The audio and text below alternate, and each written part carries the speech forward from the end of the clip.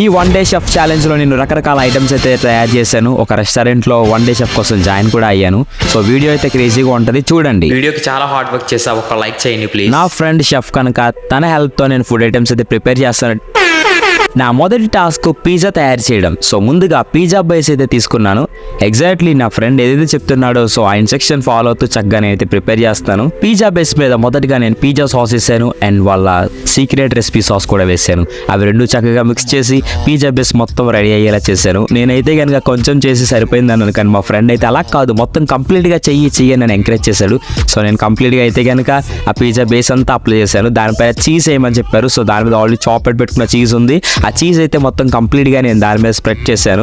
ఆ చీజ్ వేసిన తర్వాత ఆఫ్టర్ దట్ ఏం చేయాలని అడుగుతుంటే తను అలా నవ్వుతూ ఉండిపోయాడు. కానీ నేనే అక్కడ వెజిటేబుల్స్ ఉంటే తీసుకుని వెళ్ళి క్యాప్సికమ్, ఆనియన్ లాంటి వెజిటేబుల్స్ అన్ని నాకు నచ్చినవన్నీ అక్కడ యాడ్ చేసుకుంటూ వెళ్ళిపోయాను. ఎందుకంటే పిజ్జా అంటే తెలిసిందే కదా, వెజిటేబుల్స్ కామన్గా ఉంటాయి. సో అందులో ఇది వెజ్ పిజ్జా కాబట్టి. ఆ తర్వాత ఆనియన్స్ కూడా నేను వేసాను. అక్కడ ఆల్రెడీ అన్ని కటింగ్ చేసి పెట్టారు చక్కగా. సో దానివల్ల చాలా ఈజీ అయింది నాకు. ఆనియన్స్ అన్ని చక్కగా దాని మీద స్ప్రెడ్ చేశాను అండ్ మళ్ళీ లైట్గా చీజ్ యాడ్ చేసాను. పనీర్ పీసెస్ యాడ్ చేశాను, ఎందుకంటే ఇది పనీర్ పిజ్జా అనమాట. సో పనీర్ పీసెస్ కూడా అక్కడ స్టఫ్ చేసి రెడీగా ఉన్నాయి. సో అవన్నీ నేను పిజ్జా మీద చక్కగా స్ప్రెడ్ చేశాను. ఇది చాలా సింపుల్గానే ఉంది అనిపిస్తుంది టాస్క్ అయితే, ఎందుకంటే అన్ని ప్రిపేర్ చేసి పెట్టారు కాబట్టి చేయడం పెద్ద కష్టమేమీ కాదు. But okay, I'm doing it. And తర్వాత దాని మీద మళ్ళీ చీజ్ చక్కగా స్ప్రెడ్ చేసి అండ్ మనకు తెలిసిన ఆరిగానో, చిల్లీ ఫ్లేక్స్ ఇవన్నీ కూడా నేను దాని మీద అయితే కనుక స్ప్రెడ్ చేసి వేస్తాను.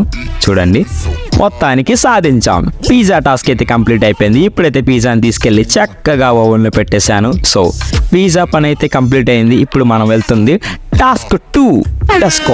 పిజ్జా నేను బాగా వచ్చిందని చెప్పాలి, ఎందుకంటే I'm a professional, of course half professional. And we are come on to task 2. Task 2 ఏంటంటే నేను వేఫల్ రెడీ చేశాను. అది ఎలా అంటే వేఫల్ ఆల్రెడీ అక్కడ కలిపెట్టారు. సో అది తీసుకెళ్ళి వేఫల్ మిషన్లో వేయమన్నారు. వేసి బటర్ రాసి దాన్ని మూత అయితే కంప్లీట్ చేస్తాను. వేఫల్ అయితే రెడీ అయిపోయింది. అండ్ ద థర్డ్ టాస్క్ మనం వచ్చేసాం. థర్డ్ టాస్క్ ఏంటంటే కనుక వెజిటేబుల్స్ అండ్ ఫ్రూట్స్ కట్ చేయడం.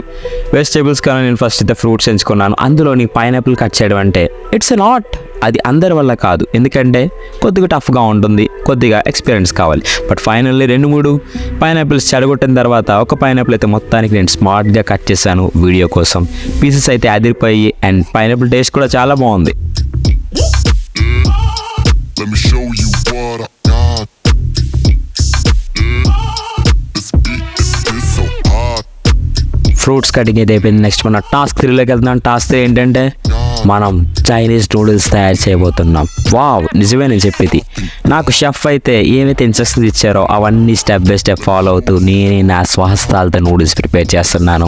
And first of all vegetables అన్ని చాప్ చేస్తున్నాయి, అవన్నీ వేసాను. లైట్గా దాంట్లో బటర్ వేసి చక్కగా ఫ్రై చేశాను. అండ్ దాంట్లో కొద్దిగా క్యాషెస్ కూడా యాడ్ చేయమన్నారు. సో క్యాషెస్ కోసం వెంటనే పరిగెట్టాను, ఎందుకంటే మరి ఎక్కువ ఫ్లేమ్లో ఉంటే అవి మాడిపోతాయి కాబట్టి వెజిటేబుల్స్ అన్ని. సో ఫాస్ట్గా నేను తయారు చేయడానికే చూస్తాను. సో చూడండి, మీరు ఇక్కడ దాకా వచ్చారంటే ఈ వీడియో మీకు నచ్చే ఉంటుంది. ఎంతో కొంచెం మీరు ఇంట్రెస్టెడ్గా ఉంటే లైక్ చేసి నెక్స్ట్ ఏదైనా డేర్ ఇవ్వాలంటే కామెంట్ చేయండి. అండ్ తర్వాత మనం వెజిటేబుల్స్ కోసం వెళ్ళాం. అక్కడ ఆనియన్ ఉంది, ఆనియన్ కూడా వేసాను, దాంట్లో క్యాప్సికమ్ కూడా వేసాను. ఇవన్నీ చక్కగా మీడియం ఫ్లేమ్ మీద ఫ్రై చేస్తున్నాను. చూడండి, Let me show you what I got. ఇంకొంచెం బటర్ యాడ్ చేశాను, ఎందుకంటే ఆ ఫ్రైనెస్, ఆ కమ్మదనం రావాలంటే మరింత బటర్ కావాలి. సో ఎంత బటర్ వేసానో అంత చక్కగా వెజిటేబుల్స్ అని చక్కగా ఫ్రై అవుతున్నాయి. సో చూడొచ్చు, అవి అయితే కనుక అలా కలుపుతూనే ఉండమన్నారు, ఎందుకంటే అవి కలపకపోతే ఒక దగ్గర ఉంటే మాడిపోతాయంట. సో నేనైతే అలా నాన్ స్టాప్గా వాటిని మిక్స్ చేస్తూనే ఉన్నాను. అండ్ కొంచెం సేపు తర్వాత నేను దాంట్లో నూడిల్స్ వేస్తాను. సో షెఫ్ చెప్పారు క్యాప్ సరిగ్గా పెట్టుకోమని. సో మళ్ళీ క్యాప్ కరెక్ట్గా పెట్టుకున్నాను. అండ్ ఆ క్యాప్ పెట్టిన తర్వాత మళ్ళీ మిక్స్ చేయడం మొదలు పెట్టాను. ఇప్పుడైతే కనుక ఆల్మోస్ట్ అయితే అయిపోయింది. నెక్స్ట్ నేనేం చేశానంటే కనుక నూడిల్స్, మెయిన్ మన కంటెంట్ నూడిల్సే కాబట్టి ఆ నూడిల్స్ తీసుకుని చక్కగా దాంట్లో వేశాను. సో ఇవన్నీ ప్రిపేర్ చేసి నేనే తింటాను, ఎందుకంటే నేనే ప్రిపేర్ చేస్తాను కాబట్టి ఆ టేస్ట్ ఏంటో నాకే తెలియదు, మా ఫ్రెండ్స్ కూడా పెడతాను. అండ్ నూడిల్స్ అయితే తను చెప్పినట్టు వాటికి సరిపడినంత నూడిల్స్ అయితే దాంట్లో వేసాను. వేసిన తర్వాత వాటిని మళ్ళీ చక్కగా మిక్స్ చేయడం మొదలు పెట్టాను. షెఫ్ పర్యవేక్షణలో ఉప్పులు, కారాలు అన్నీ చక్కగా వేసిన తర్వాత కలర్ అయితే లైట్గా చేంజ్ అవ్వడం మొదలుపెట్టింది. అండ్ ఫైనల్గా మనం ఇలా తయారైంది అనమాట. సో దీన్ని టేస్ట్ చేద్దాం. టేస్ట్ చూసి ఎలా ఉందో చెప్తాను. మొత్తానికి ఇది టేస్ట్ చేశాను. వావ్, ఇది అద్భుతమనే చెప్పాలి. పర్లేదు బాగానే ఉంది.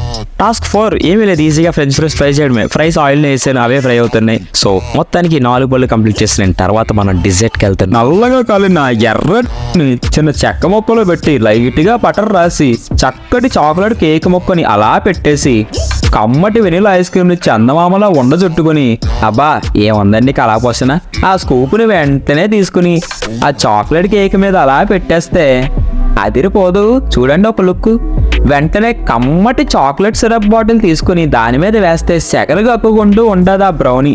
అప్పుడు ఉంటుంది చూడండి రుచికి రుచి, సువాసనకి సువాసన.